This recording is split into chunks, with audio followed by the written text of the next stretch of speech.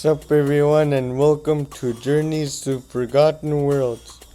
In this podcast, we talk about some interesting moments that happened in the past. Our names are Theodore, Abraham, and Rena. We are going to talk to you about the Truman Doctrine, the Marshall Plan, what this whole thing is gonna be about. In the United States would return to isolationism after World War II, but rather take an action role in world affairs. How does Truman Doctrine relate to the Marshall Plan? Let's find out. Now let's talk about the Truman Doctrine. Let's begin with the Truman Doctrine. This happened after World War II. It was the biggest change in the United States government. Was startled when a lot of countries in Europe and Asia took on the communist government in the late 1940s. At the same time, the United Kingdom informed the US that they couldn't afford to keep fighting the communist uprising in Greece and Turkey.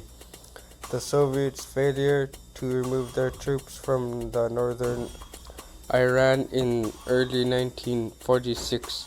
Their attempts to pressure the Iranian government into giving them oil concessions while supposedly promoting irrational by Azerbaijan protesters in northern Iran.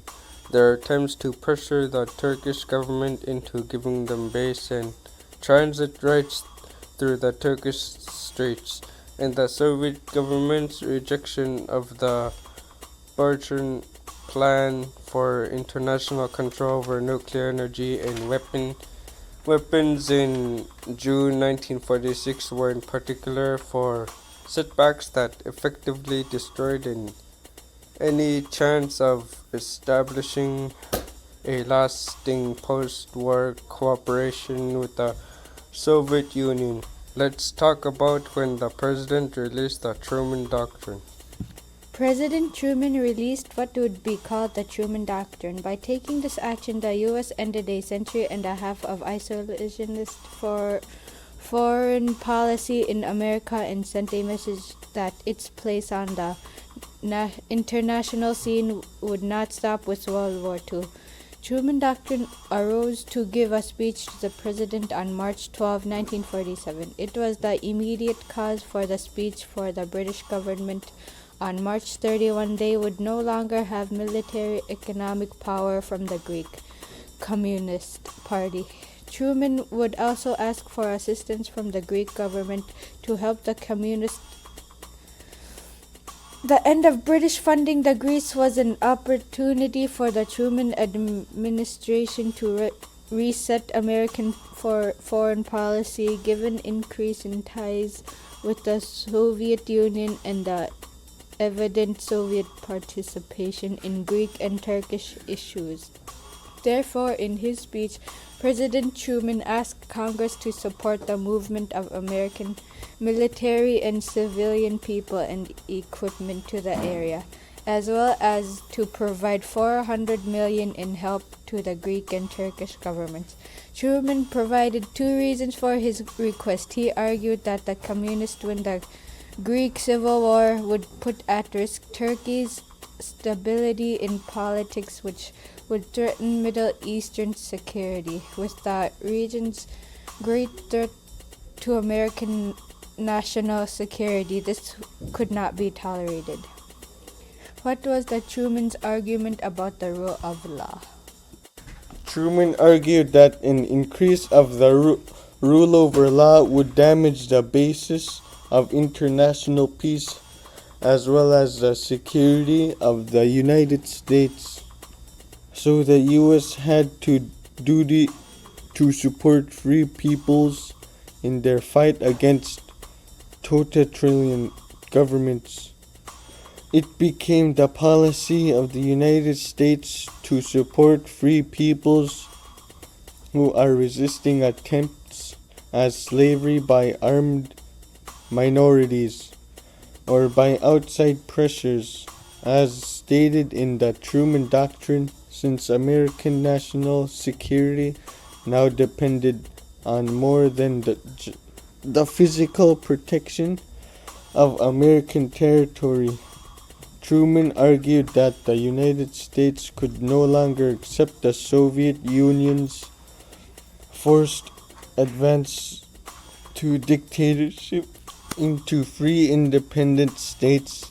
The Truman Doctrine instead committed the United States to actively offering assistance to maintain the political integrity of Republican nations.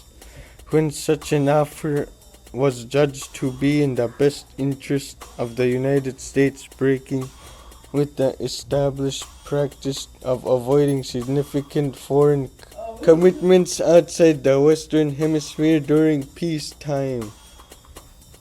What was the Marshall Plan about?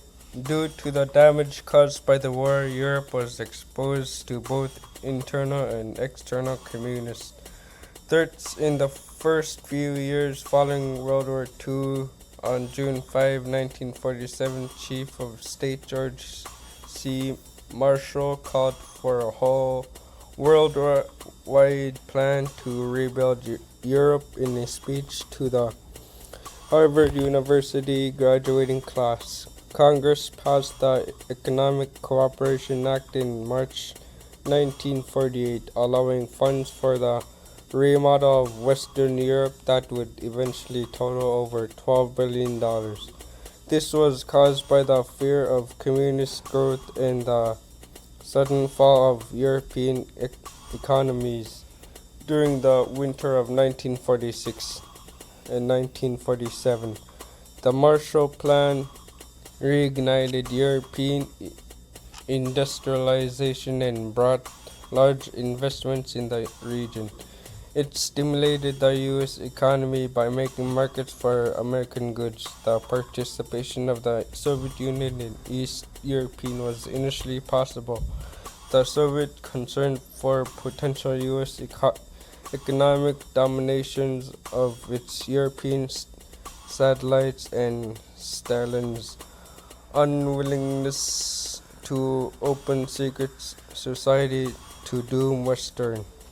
What was the U.S. Congress going to fund, and did they give the fund to those poor countries? The U.S. Congress would have been willing to fund the plan generously to black communist nations. As a result, the Marshall Plan was successful in Western Europe, avoiding the cooperation from the Soviet bloc. The economic recovery of Western Europe, especially West Germany, was increasingly seen with the mistrust in Moscow. The specific effects of the Marshall Plan on Western Europe would have been contested by economic historians, but this does not change the fact that the Marshall Plan has been recognized as an important human effort.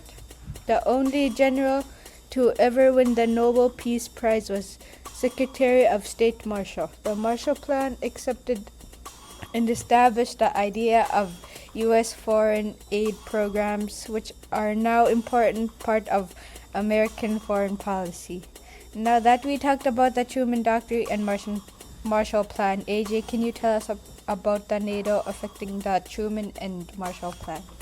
The North Atlantic Treaty was created in 1949 by the United States, Canada, and several Western European nations to provide collective security against the Soviet Union.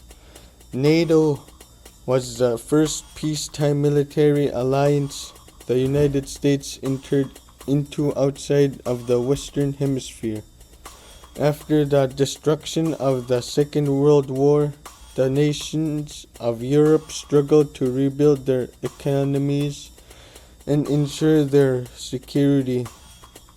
The former needed security against a restored Germany or Soviet invasions, while the second required a huge infusion of money to enable the war-torn regions to rebuild industry and produce food the United States believed that stopping the spread of communism across the continent required an economically strong rearmament and united Europe.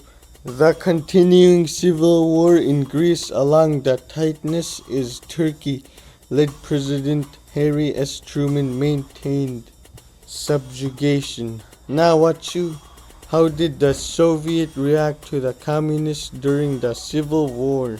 A Soviet-sponsored takeover in Czechoslovakia resulted in a communist government coming to power on the borders of Germany. They also focused on elections in Italy as the Communist Party had made a serious gain between Italian voters. Events in Germany also caused concerns.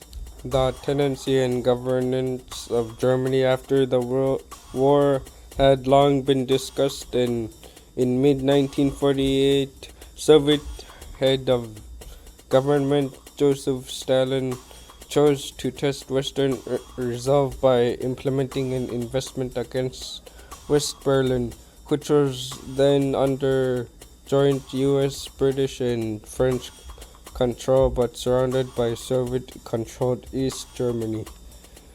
Despite a major airlift to resupply the city for the duration of the restrictions that served to postpone an actual competition, the Berlin crisis took the United States and the Soviet Union to the point of war. The Truman administration thought of creating a European-American alliance that would tie the U.S. to enhancing Western Europe security in order to prevent this potential development. To recap everything, the Truman Doctrine showed that the U.S. will actively participate in international events following World War II rather than returning to isolationism. In the Marshall Plan, the United States promised $13 billion in funding to Europeans to aid the post-war reconstruction. What do you think would happen if the World War was in isolationism again? Maybe the World War would have a flashback of the Truman and Marshall Plan. That is the best podcast. I hope you enjoy listening to this. If you did, come back to our podcast on our YouTube platform. Until the next time, my fellow listeners, keep exploring our podcast.